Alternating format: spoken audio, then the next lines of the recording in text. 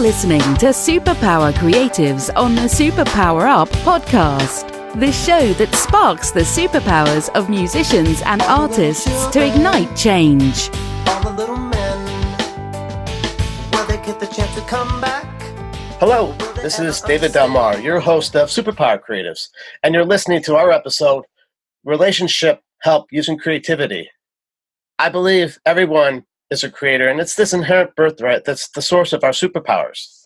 Stepping into this personal authority is scary, though. This show celebrates creatives to stay true to who they really are, making a living using their creative superpowers. The stories they share will excite and inspire listeners to do the same, making positive change in the world. I'm truly filled with joy to welcome our guest for today's show. She's an extraordinary woman with deep insights and awareness, someone whom I feel will really serve our listening audience. Many of them artists that could benefit from improved relationships with themselves and others. You'd be hard-pressed to find someone better to speak on relationship than today's guest. The host of Sex, Love, and Superpowers podcast show and a relationship and embodiment specialist, Tatiana Berindei is a student of life, of love, of the mind, the body, and the spirit, and of the collective evolutionary process we all find ourselves in. Tatiana has had the experience for a long span of time, sitting at the feet of elders and teachers from different traditions to serve them, sit in ceremony with them, as well as studying plant medicines with them, praying with them, absorbing all of this within by soaking up their wisdom. These types of experiences and her continued study of life and its multiple dimensions has taught her to listen deeply to her own inner guidance as she guides her clients with the uncanny ability to tap into what their higher selves ask for. It can involve claiming your voice, stepping more fully into your work in the world, connecting more deeply with yourself and your partner, or learning to have totally mind-blowing sex. Yes, intimacy and connection. Tatiana can guide you in embodying a more complete version of yourself. She is very clear, however, while she can and will guide you to the door of your higher knowing, you must be the one to ultimately step through it. Wow, you had me at mind-blowing sex. Such amazing insights and abilities, Tatiana. Hello, thank you so much for being here today. Thank you so much for having me. It's a trip to have your bio read aloud like that. That's a pretty good one, huh? I like it. Yeah, I like it too. And especially, when it says sex. I know.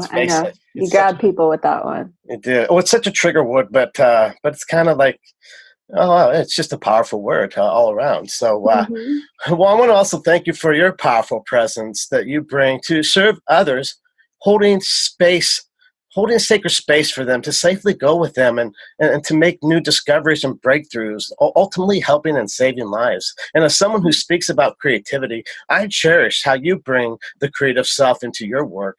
And we'll get into that in just a little bit, but I wanted to just recognize you before we get started here. Thank you. You're very welcome. Well, today we're talking about our show, Relationship Help Using Creativity. More specifically, how Tatiana finds creativity within the work she does, increasing her inner knowing of her true self as a coach and a guide, and how her level of awareness using creativity grows and improves her sacred craft, and bringing that evolution to help the lives of others. So, Tatiana, I know you're full aware of this, but you know how the first question often goes with our guest. What is your creative superpower? Yeah, well, and like all the guests, I have many. One of my biggest creative superpowers is being able to see the big picture and how all things fit together, and really eagle-eye view. I like to zoom up and up and up and up so that I can see to the root of what is causing a complication, or what's the obstruction. Being able to get really clear on what that is, so that I can get really clear on how to move all the pieces around and get that obstruction out of the way so things can flow. It's all about creating flow, right? It is, and I mean, and I love the creating part of it, because flow is such a, well, it's, it's a energetic current, if you will. But how do you? And I'm not asking for like the secret sauce, because I know that's something inherent within. But how would you describe your creative? Your creative direction when establishing or reestablishing that flow for someone who you might work with? Well, for me, it's a process of alignment, right? If I'm in alignment with myself, then the information just flows through. And I think it's important to note, just because this is a show about creativity, and I do work in the realm of sexuality and relationships, that the sexual energy is, in my opinion, one of the most creative energies that exists. I mean, another superpower that I have is that my body has the ability to create life, right? Like I can grow a baby. That's a pretty amazing superpower, right? Indeed. And what gets the baby in there is the fun part, but it's all that creative energy, right? It's that energy of sexuality that has the ability to create life, to create something new that has never been before. And so one of the things that I do in my own life, and that I like to help my clients to do, is how do you tap into that energy to create what you want in your life and in your relationships? So like what I'm hearing is how do you tap into that energy outside of the bedroom? That's right. Wow. This could be one of our groundbreaking shows, because I'm telling you that for people to be able to know, that could be a very powerful piece indeed. Because I have to admit, I'm thinking, wow. I'm very curious to hear more. It's like, well, most people compartmentalize sex, right? Yes. And I know we have to like go to a break, and so it might be better, because that's a big conversation, and I don't want to dive into it too much right before it is flipped. But well, thank you for that. It is, and this. Yes, this seems like a good time to take a break or go smoke a cigarette or something. No, I don't smoke, but y'all know what I mean. We're going to get into it here. Well, such amazing stuff. Well, we need to take a quick break. I want to further along with Tatiana on our sacred journey with her, and how those of you listening can begin to receive your own higher direction for your life's work, and how you can tap into that sexual energy to make your life become something that you've always wanted and dreamed for it to be. So before we do jump into a break, let's tell people where they can find out more about you. Sure. Well, I'm all over Superpower Experts, but you can go directly to TatianaBerindei.com if you want to just land right on my page at Superpower Experts. You can also, if you want to listen to the show, sexloveandsuperpowers.com. If you go to TatianaBerindei.com, I am running a program right now specifically for women on how to tap into the energy of the womb to lift up that creative sexual energy in that way. It's called Igniting Your Inner Wonder Woman. So for any women who are really looking to be able to be more embodied in that sexuality, in that creativity, and use it not just for sex, but to create what they want in their life, that's an awesome program, and they can find out more about that there. Well, go check that out for sure. Well, I mean, that's powerful stuff. I can say that much. So we've been talking with Tatiana Berindei today about our episode, Relationship Help Using Creativity. We're going to take a quick break, and when we come back, we're going to continue our new dimension exploration with Tatiana and continue soaking up more from her perspectives and about how a sacred connection in your relationships might be improved or discovered. Are you here to change the world? Do you talk about things like vibration, frequency, awakening, and consciousness? Are you pretty sure you have superpowers? The Superpower Net is unlike normal coaching programs and conscious communities. We provide training, intuitive guidance, peer-to-peer learning, intensive one-on-one coaching, and a high vibrational network of people just like you. When you join the net, you get 24/7 access to a collaborative group of people who support you as you master your personal power and unlock your superpowers. If you're ready to use your superpowers to change the world, then join the Superpower Net today. Visit superpowerexperts.com/thenet to learn more. We're back. You're listening to Superpower Creatives. And today we're talking with Tatiana Berindei on our episode, Relationship Help Using Creativity. So Tatiana, I would love to jump back in where we left off before the break. And I want to start with asking this question. The sexual energy that is compartmentalized, if you will, by so many of us. What say you as far as why we do that, and what kind of power source within that energy are we missing that we should be aware of? What can you tell us about that? Yeah, well, that's a huge topic, and the why is multifaceted. Why we have cut ourselves off from that. I mean, I think we can really we can look at sort of cultural indoctrination that goes back. There's a lot of religious taboos around sex. A lot of, the whole concept of like original sin, like our body is dirty.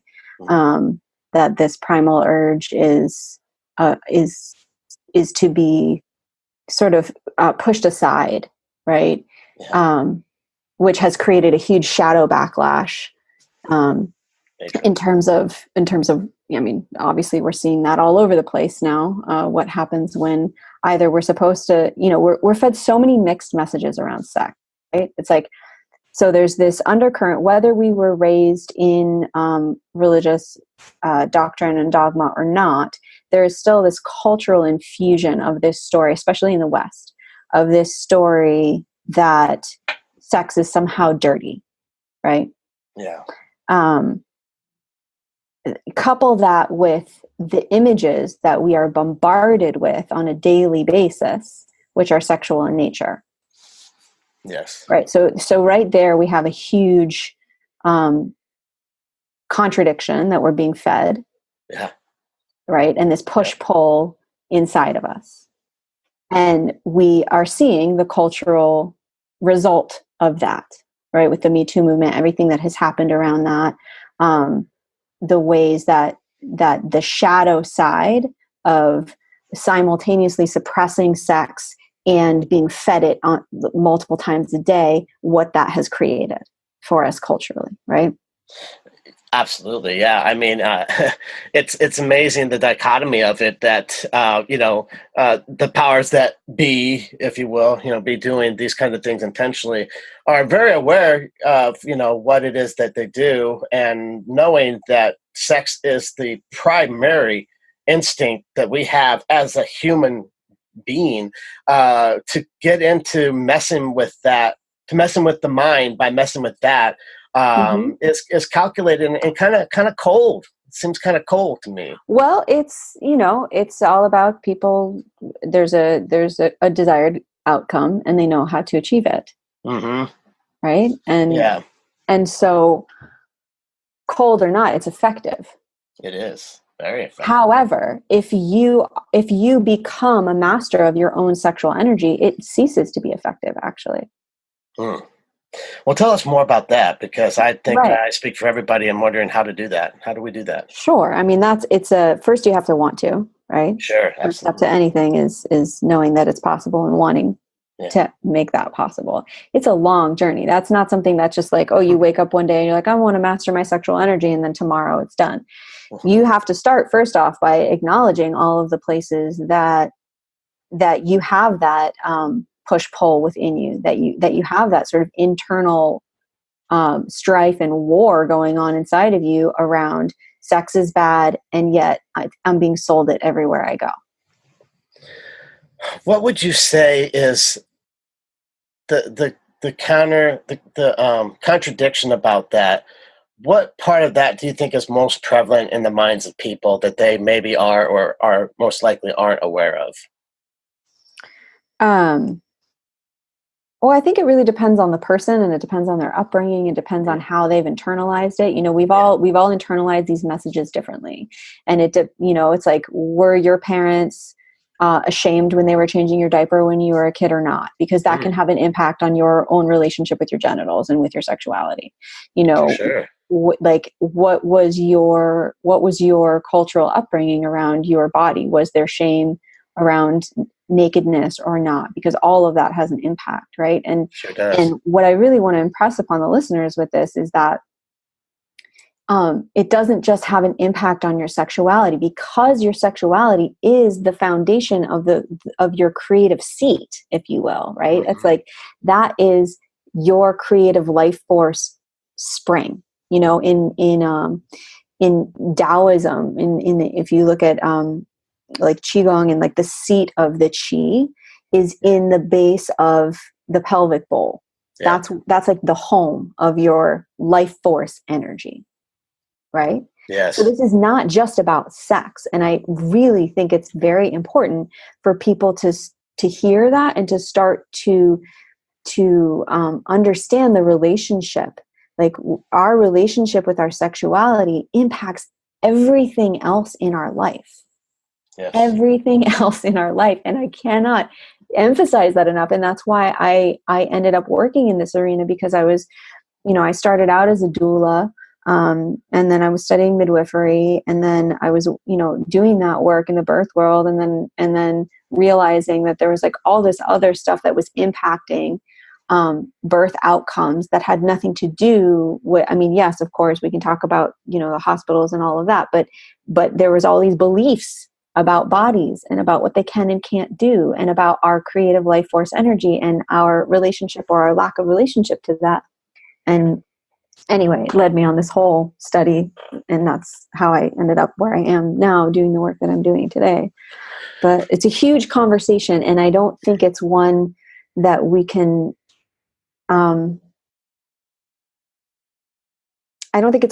solve in one go. It's like, there's so many nuances to it. There's so many layers. You look at like what just happened with the Gillette ad, and like what's going on with the understanding of toxic masculinity, how that's affecting our culture. Mm. And then the huge backlash to that, because it struck a nerve, Yeah. There's so much brewing in this topic right now, and there is no right way to approach it. I think there are definitely some ways that are inappropriate, and I don't want to say necessarily anything wrong, but like there are definitely, in my space, there are some clear no's, right? Yes. However, there are so many avenues of yes to how we explore our relationship to this, and it's such an individual journey. Wow.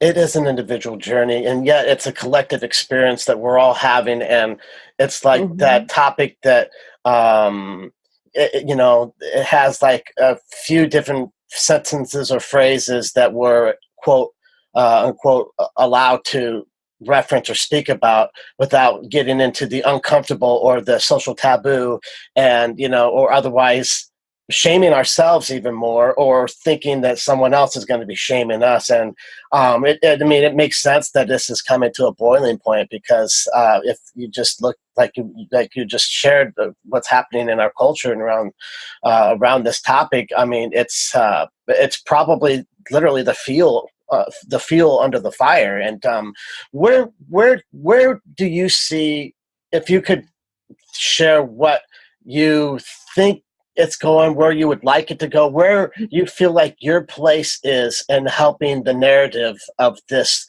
discussion to move to a place of vastness and openness, where people can have this be a catalyst, to be able to ground them within their own sexual energy and that powerful part of themselves.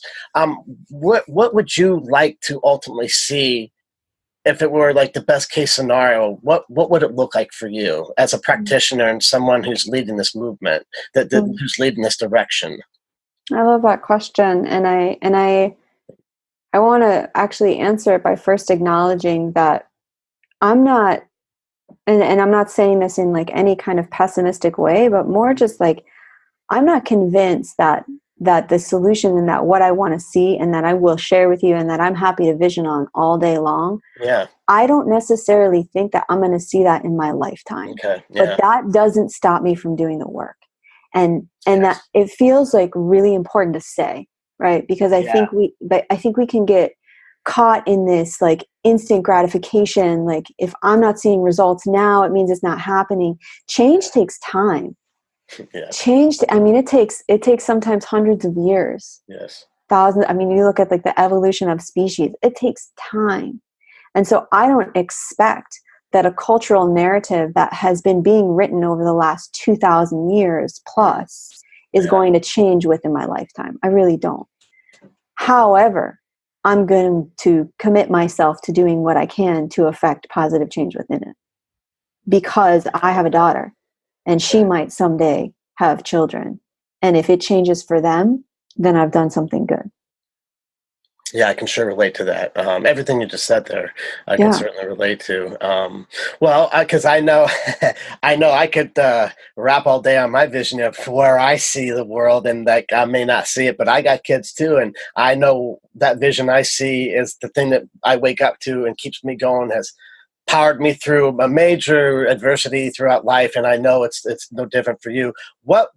How would you describe your vision of what you would love to be able to see, even if that may not be in this particular life cycle? What I would love to be able to see is, first and foremost, people being willing to have conversations with one another. Yeah, that's a big start. It seems like a small thing, but like seriously, we're not even talking to each other anymore. God, yeah, no kidding. And that gets an emotional part of me. I'm just like, I'm not even doing it. I'm like, I'm wondering, I'm not even doing it. Yeah. I mean, that tears me up. And so that is like foundational, right? That we can have conversations with each other that come from a place of not thinking that we know the answer. Yeah. Because that in and of itself is the first thing that's going to block a conversation from even being able to happen, right? Sometimes we think we're having a conversation, but we're really not. We're just like verbally spewing our opinion. Totally. That's not a conversation from where I sit. A conversation is led by curiosity, is led by a desire to have understanding, right? Yeah. And so what I would love more than anything in this world is for us as a collective, as a planet, to be willing to have conversations that lead to understanding. Because I firmly believe if I can put on my Miss America crown for a minute and talk about world peace, that's the end goal for me, is that we don't have war going on anymore. Yeah. That's the end goal for me, is that we know peace, and we know love, and we know ecstasy, and we know pleasure, and we're not afraid of any of those things, and we're not afraid to live them in our daily experience. That's the end goal for me. That all of us on this planet together can be having that experience at the same time.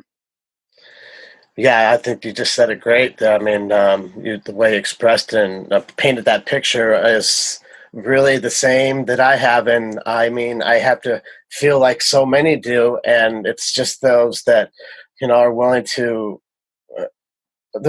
have that conversation that you reference. And unfortunately, they're few and far between, and having that conversation is like the major first step.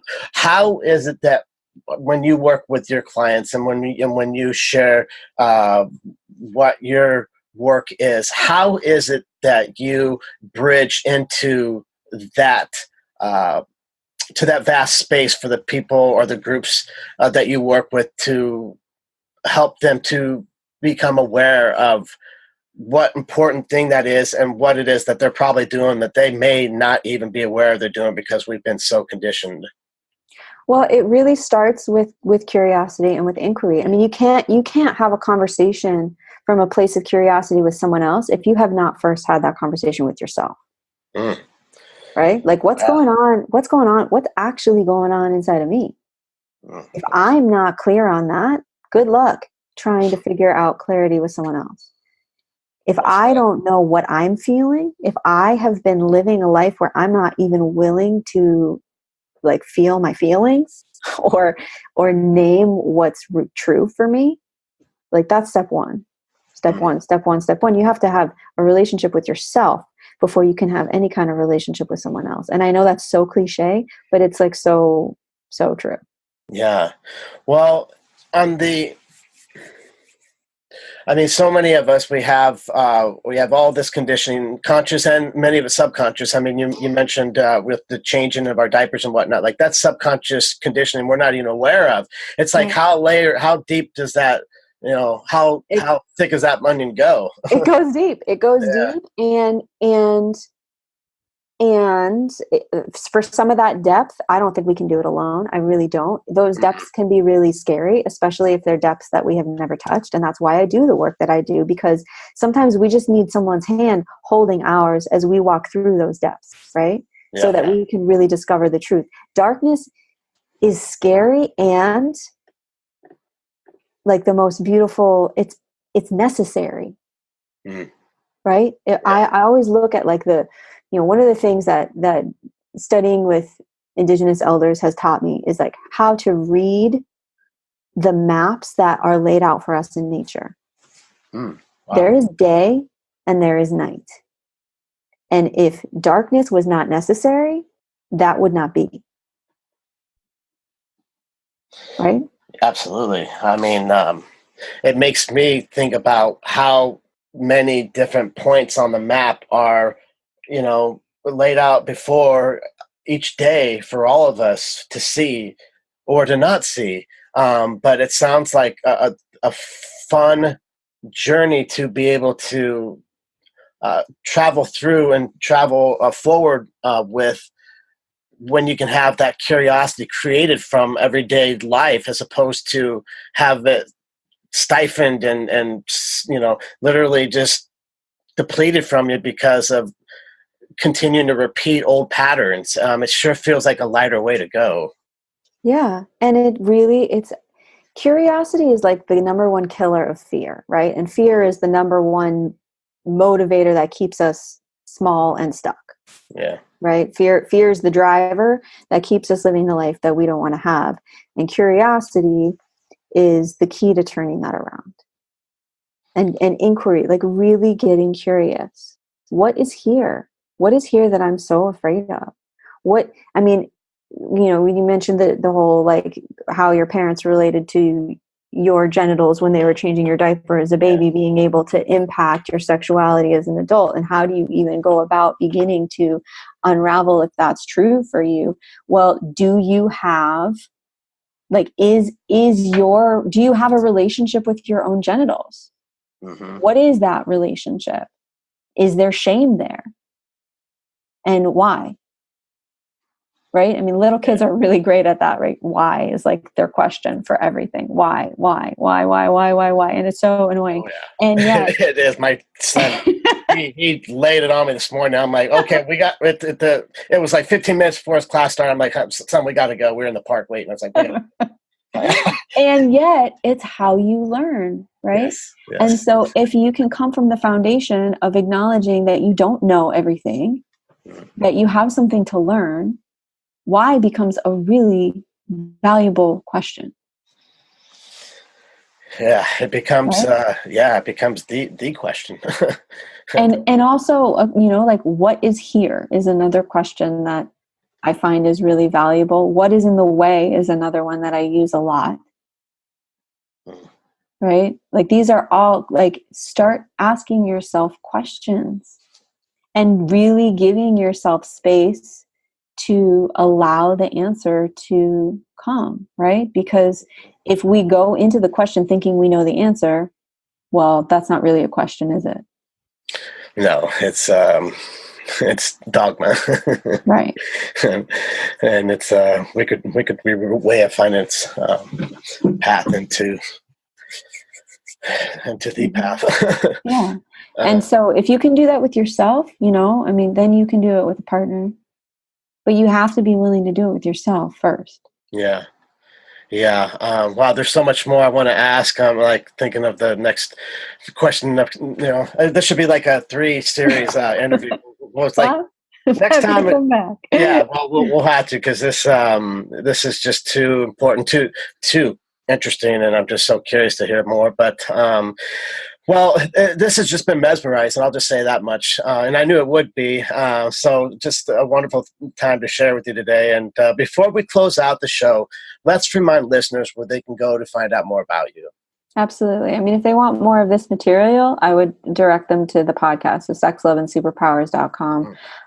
I've done some incredible interviews with a lot of people in this realm. And so if you're wanting to start diving into your sexuality, if you're wanting to start diving into, relationship dynamics, there's just a wealth of information on the podcast.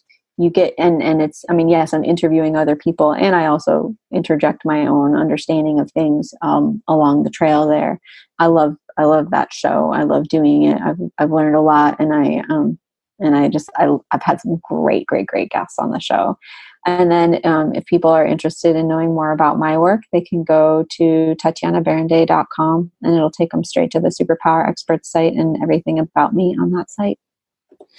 Well, folks, don't wait. Do it today, because, you've already heard how powerful it is, everything that's been shared here. So, Tatiana, I want to just thank you for joining me and being here. It's been a lot of fun to co-create with you today in this space. Absolutely. It's been wonderful to be here with you, David. Thank you. Well, I want to congratulate you for your selfless sharing of your superpowers to unite others in the relationships to create a powerful world of togetherness, uplifting the high vibe collective even further, and empowering people to see who they really are, which in my opinion is the most important work for this planet's evolution.